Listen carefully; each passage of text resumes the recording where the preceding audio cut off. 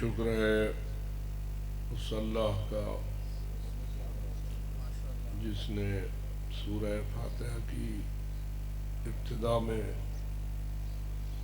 اپنا تعارف کروایا اور اپنی تعریف فرمائی اور ارشاد ہوا الحمد للہ رب العالمین۔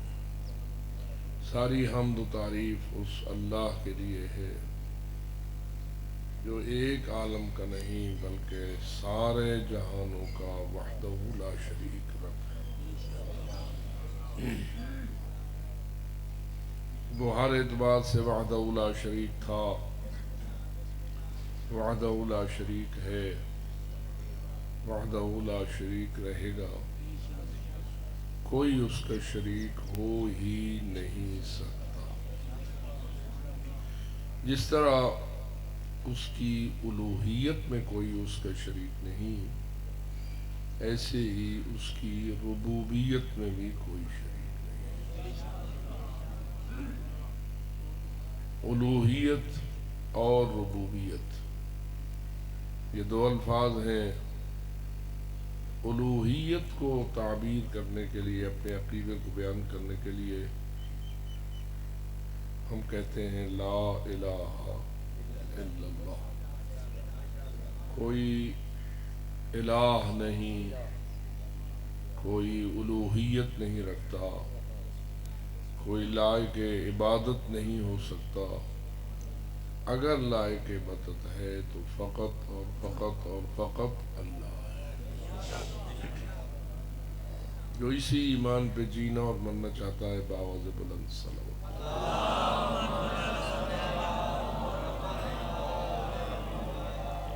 لیکن میں نے عرض کیا کہ ربوبیت میں بھی وہ وحدہ لا شریک ہے، اپنے الہ ہونے میں بھی وہ وحدہ لا شریک ہے، تو اپنے رب ہونے میں بھی وہ وحدہ لا شریک ہے۔ رب کا تعارف کرانے کے لیے یا رب کی عظمت کو روشن کرنے کے لیے یا اس کی حقیقت کو ہمارے سامنے واضح کرنے کے لیے اللہ نے قرآن مجید کی ایک آیت میں ارشاد فرمایا یا ایھا الناس اعبدوا ربکم الذی خلقکم والذین من قبلکم۔ خطاب ہوا یا ایھا الناس، سارے انسانوں کو اللہ نے خطاب فرمایا، یعنی اے وہ لوگوں جن کو میں نے انسان بنایا ہے، تمہیں میں ایک آرڈر دے رہا ہوں۔ تھوڑا سا اس بات پہ بھی غور کر لیجئے، اگر باپ اپنے بیٹے کو آرڈر دے سکتا ہے اور بیٹے پر لازم ہے کہ اپنے باپ کے آرڈر کو تسلیم کرے، انگلش میں کہتے ہیں اوبے کرے، تو بتائیے باپ کا آرڈر بیٹے پر ماننا کیوں لازم ہے؟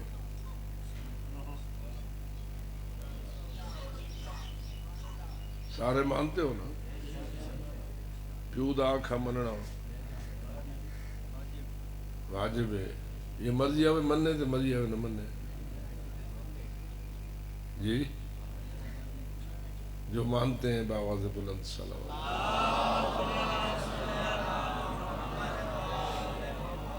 اور میں اپیل کروں گا کہ جھوٹی صلوات نہ پڑھنا۔ صلی اللہ علیہ وسلم۔ جب میں کہتا ہوں جو مانتے ہیں وہ صلوات پڑھیں تو جڑا نہیں منے دا وہ چپ کر کے بیٹھا ہے تو جے اگر پڑھ سی تو مننا پوسی۔ تو باپ کا حکم ماننا ہر مسلمان اپنے لیے ضروری سمجھتا ہے، بلکہ غیر مسلم بھی بسا اوقات باپ کا حکم ٹالتے نہیں ہیں۔ تو باپ کو ایسا ماننا کیوں ضروری ہے؟ تو اس کا ایک جواب یہ ہے کہ جس نے باپ کو باپ بنایا اس نے یہی فرمایا۔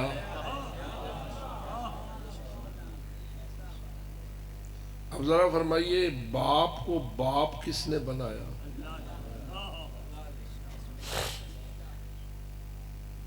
اور اگر اللہ نے بنایا ہے تو اس کا مطلب یہ ہے کہ فقط باپ کا حکم واجب نہیں، اصل اللہ کا حکم واجب ہے۔ اور وہ اللہ، انگلش والے کہتے ہیں ایک ہوتا ہے ایگزیکٹو آرڈر، ایک ہوتا ہے چیف ایگزیکٹو آرڈر، سب سے بڑا حکم۔ جو کسی ملک کا چیف ایگزیکٹو ہے اس کا حکم باقی سب سے بڑا ہے۔ کوئی گھر کا چیف ایگزیکٹو ہے، کوئی دفتر کا چیف ایگزیکٹو ہے، کوئی کسی مل کا چیف ایگزیکٹو ہے، کوئی کسی ادارے کا چیف ایگزیکٹو ہے۔ ذرا سوچ کر بتائیے اس کائنات کا چیف ایگزیکٹو کون؟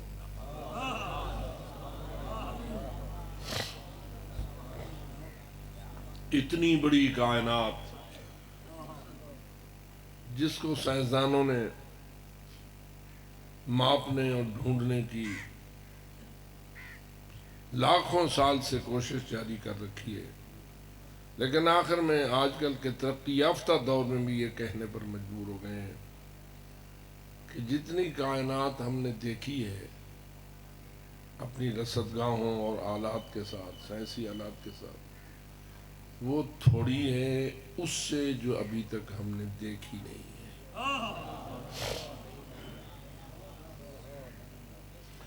آج کل تو بڑے ترقی یافتہ دور ہے نا، چاند تے پہنچ گئے صحیح، مریخ تے ویندے پہن صحیح، کیا کیا بنا لیا ہے سائنس نے، تو لوگوں کو انگوش بدنداں کر دیا ہے نا۔ عجوبہ روزگار ہے آج کل کی ترقی سائنس کی، اور سائنسدان اپنے افتخار میں کوئی اپنے برابر کسی کو سمجھتا نہیں۔ ہم نے بڑی ترقی کی، ٹھیک ہے آپ نے بڑی ترقی کی، لیکن وہ ترقی والا آلہ تمہیں دیا کس نے؟ دیکھیے نا، اللہ اکبر، یا الہی، شیر جنگل کا بادشاہ ہے۔ آج سے 1,00,000 سال پہلے جیسے شیر زندگی گزارتا تھا اب تو اسے ترقی کر لینا چاہیے تھی، یا ویسے ہی گزارتا ہے جیسے 1,00,000 سال پہلے گزارتا تھا؟ کوئی فرق پڑا ہے؟ ایسے ہی شکار کرتا ہے، ایسے ہی کھاتا ہے، دھاڑتا ہے جیسے 1,00,000 سال یا اس سے چند لاکھ سال پہلے کرتا تھا۔ ہے تو وہ بھی آخر زندہ۔ اس نے لاکھوں سال گزرنے کے باوجود اپنی زندگی میں کوئی ترقی نہیں کی۔ انسان تو کیوں ترقی کرنے میں کامیاب ہو گیا؟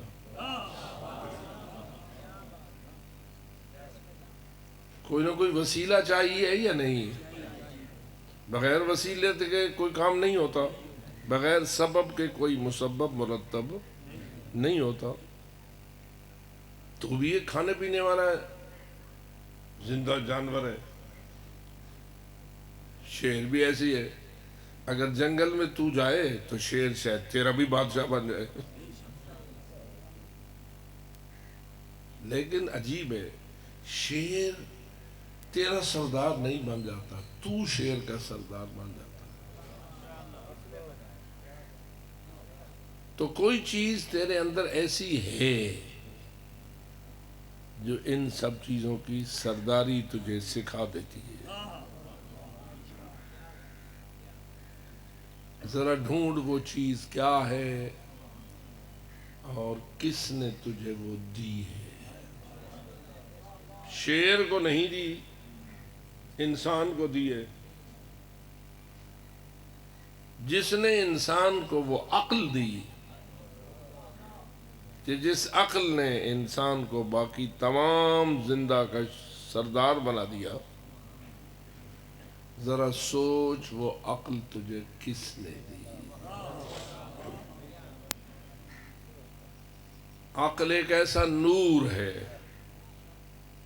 جو اندھیروں میں ڈوبی ہوئی چیزوں کو روشن کر دیتا ہے. جیسے یہ لائٹ لگی ہوئی ہے نا، لائٹ جلے گی تو اندھیرے میں چیز نظر آئے گی، لائٹ نہیں ہوگی تو چیز کا پتہ نہیں چلے گا.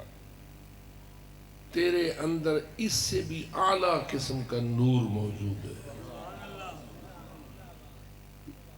جو جہالت کے اندھیروں کو چیرتا ہے اور تجھے کائنات کی سرداری پر قادر کر دیتا ہے. اور نتیجہ یہ نکلتا ہے، پرانی مثال تو یہ تھی کہ اگر ایک 5 سال کا بچہ 1000 اونٹ کو جنہیں آپس میں مہار کے ذریعہ باندھ دیا گیا ہو، قطار ہو نا 1000 اونٹوں کی، اور ایک کی مہار اگلے کے ساتھ باندھ دی، اس کی اگلے کے ساتھ باندھ دی، 5 سال کا ایک بچہ اس پہلے اونٹ کی مہار کو پکڑ کے چلتا ہے تو 1000 اونٹ اس کے پیچھے چلتا ہے. اتنی بڑی طاقتور مخلوق کو ایک 5 سال کا بچہ لے کے چل رہا ہے. کیوں؟ اس لیے کہ اللہ نے انسان کو ایک ایسی صلاحیت دی ہے کہ اس نے اونٹوں کی ایک جگہ ڈھونڈ لی ہے جس میں وہ نکیل ڈال کر اونٹ کو اپنا تابعدار بنا لیتا ہے. یہ تو چلو پرانے زمانے کی مثال تھی. آج کل کے میزائل دیکھ لو، کمپیوٹر دیکھ لو، یہ سب کس کا نتیجہ ہے؟ اس نور عقل کا نتیجہ ہے جو تجھے تیرے رب نے عطا فرمایا. اب بتائیے وہ رب کون ہے؟ وہ خود تجھے اپنا تعارف کراتے ہوئے فرماتا ہے الحمدللہ رب العالمین، میں وہ اللہ ہوں جو فقط تیرا رب نہیں، ساری کائنات کا رب، ایک عالم کا نہیں بلکہ سارے عالمین کا رب ہوں. آپ سے پوچھتا ہوں، عالم فقط دنیا ہے یا کوئی اور عالم بھی تھا اور ہوگا؟ اے زمین پر زیادہ توجہ رکھنے والے انسان اور اس کے ایک ایک ٹپے پر لڑنے والے اور خون بہانے والے انسان، تو نے اس زمین پر ہمیشہ نہیں رہنا. اس زمین نے تجھے کھا جانا ہے. لیکن کیا کسی اور عالم میں بھی تو نے جانا ہے؟ اس عالم کو کہتے ہیں عالم آخرت. دنیا پہ اگر کوئی ایمان رکھے اور آخرت پر ایمان نہ رکھے تو وہ مومن ہے ہی نہیں. مومن وہ ہے جو اس کو رب العالمین مانے، رب الدنیا بھی مانے اور رب الآخرت بھی مانے. پروگرام آخرت میں بھی جانے کا ہے یا نہیں؟ یار اتنا ہی راز ہوں تو رہ پہ ہوئے، اتنا ہی رہ پہ ہوئے. معلوم ہوا اس رب العالمین نے نظام یہی بنایا ہے کہ چند دنوں کے لیے میں نے تجھے زمین پر آباد کیا ہے، یہ تیری ہمیشہ کے رہنے کی جگہ نہیں ہے. رہنا تو نے ہمیشہ ہے. اس دوسرے جملے کو ذرا غور سے سنیے. پروگرام آپ کا کتنے عرصہ زندہ رہنے کا ہے؟ بہت سارے بندے ہوں سوچنے لگتے ہیں، کیونکہ اکثر یہ سمجھتے ہیں ہم نے موت تک زندہ رہنا ہے. لیکن اصل حقیقت یہ ہے کہ موت کے بعد بھی تو نے زندہ رہنا ہے. جتنے بیٹھے ہو ہر ایک کو موت آئے گی یا نہیں؟ موت پہ زندگی کا خاتمہ ہوگا، لیکن کیا پھر زندگی ملے گی یا نہیں؟ جی وہ کتنے عرصے کی ملے گی؟ جی بتا یار، کوئی قیامت اوندی ہوئے؟ یہ جو قیامت کا لفظ سنتے ہو، قیامت یقینی ہے یا شاید متن نہیں آوے؟ جو یقین رکھتا ہے وہی سلوات دے۔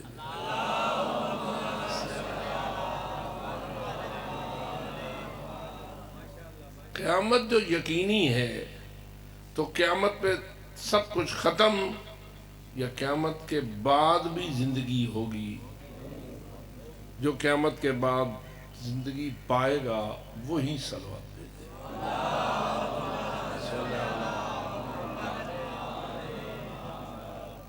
فقط مسلمان زندگی پائے گا یا غیر مسلم بھی زندگی پائے گا؟ فقط سادات زندگی پائیں گے یا غیر سادات بھی زندگی پائیں گے؟ جی نہیں یار، یہ کو مارے علی روزانہ سنتے رہتے تھے ہم، نثر میں، نظم میں، قصیدوں میں، پتہ نہیں کس کس جملے میں، یہ کو مارے خدا تو کو جواب علی، یہ کو مارے علی ہوں زندہ معاشر کو بھی نہیں ہونا۔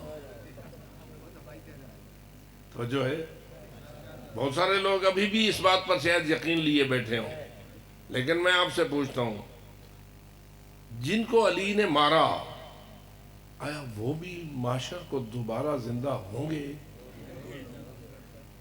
ایک خبیث تھا، کائنات کا خبیث ترین شخص، گستاخی کر رہا تھا پیغمبر اکرم کے سامنے، بڑا جسارت کر کے خندق پار کر کے آ گیا تھا۔ جب اس نے توہین رسالت کی تو زبان خلق عظیم بولی، مل لہذا الکلب، کوئی ہے جو اس کتے کا علاج کرے؟ کیا خیال ہے رسول پاک اس وقت ٹھنڈے تھے یا پورے غصے میں تھے؟ یار مان گئے کیونکہ گھر میں کیا کہے، رسول کو تو کاوڑ لگ دی کیا نہیں؟ اب بتائیے اس اخبث الناس پر رسول اکرم غیظ و غضب میں تھے یا نہیں؟ اور جہاں رسول کو غیظ و غضب ہو وہاں نفس رسول کا کیا حال ہوگا؟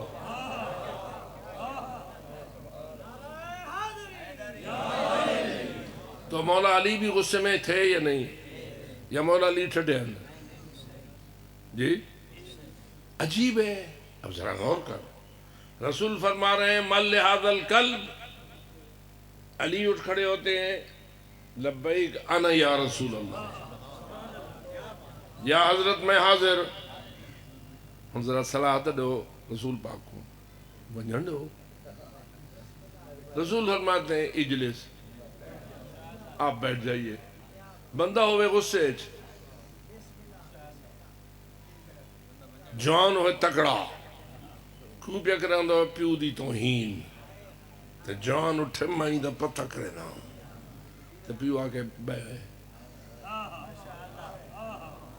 اور دسو باسو یا مکہ تول کے ان دے منہ تے مرے سو۔ آدھے تا پہو، آدھے تا پہو، لیکن میں تا ڈٹھا ہے وہ پیو کو دکھا دے دے نگلے۔ اگر تو اپنے باپ کو اتنا سمجھتا ہے، جب تو غیظ و غضب میں ہوتا ہے تو باپ کے کہنے سے تو بیٹھ سکتا ہے؟ تو بتا علی غیظ میں تھے یا نہیں؟ سامنے کون تھا؟ دشمن رسول، دشمن خدا، دشمن علی، دشمن قرآن، دشمن دین، بھونک رہا تھا، فقط چھپ کر کے نہیں کھڑا تھا بلکہ بھونک رہا تھا۔ اس لیے رسول اکرم نے فرمایا کوئی ہے جو اس کتے کا علاج کرے؟ لیکن ذرا سوچ، علی اسے کہتے ہیں غصے کے معراج پہ ہو، رسول کہے بیٹھ جا۔